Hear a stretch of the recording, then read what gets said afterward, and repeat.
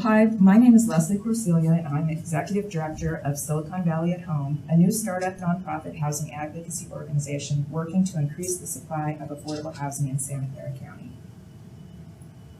Silicon Valley has a lot going for it, with near perfect weather, beautiful scenery, lots of activities and places to go, and great diversity.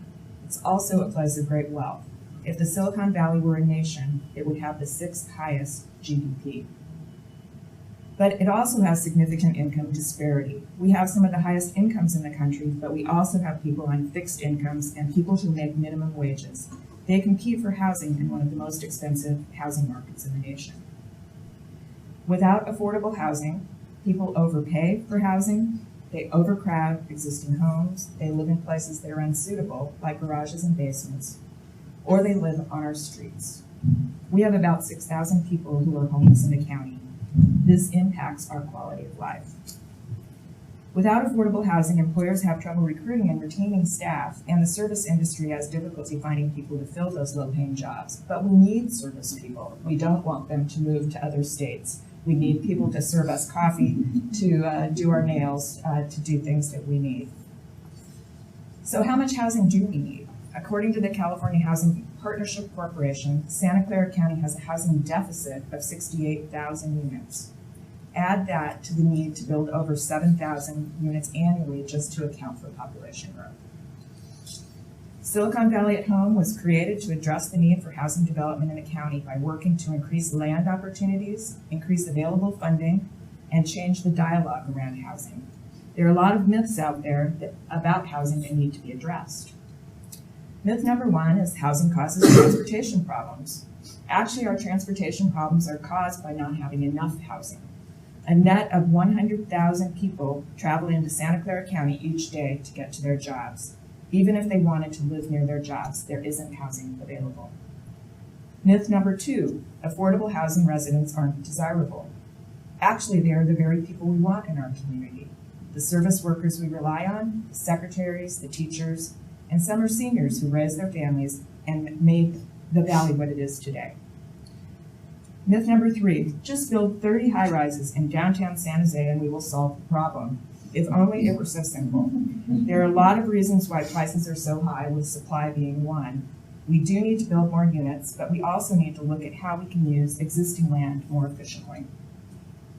Myth number 4, housing costs local government too much. It is true that California's tax system favors employment uses over housing, but housing at the right densities does pay for itself. And there are other costs when there's not enough housing, like less disposable income for people to use in the community. Myth number 5, there is just no land. Well, again, it's true that we're a constrained region without a lot of vacant parcels ready for development, but there are a lot that are underutilized, like this one right here. And there are large parcels of land where we need to ensure that housing is included. So what can we do? Silicon Valley at Home is working to respond to these myths and change the dialogue through education, statistics, and research. We're helping local officials make good policy decisions and providing good information. So what are the solutions? First, we need money.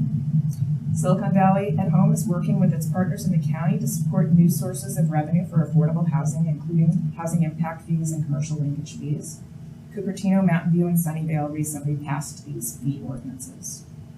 But we're also looking at other sources, including a potential sales tax measure and a bond measure in San Jose. San Francisco just passed Measure A, and folks are now polling voters in Santa Clara County to see if a similar measure would pass here. We also need land. One of the big opportunities is to work with public agencies to access land. The Valley Transportation Authority has a lot of land, as do cities and other agencies. They need to prioritize housing and affordable housing on those sites. And there are opportunities throughout the county where larger areas are being studied for development. This is North Bay Shore and Mountain View. We want to make sure that housing and affordable housing are included when these big land use plans are approved. We can also look at innovative ways to use land, like second units. This is a backyard cottage here.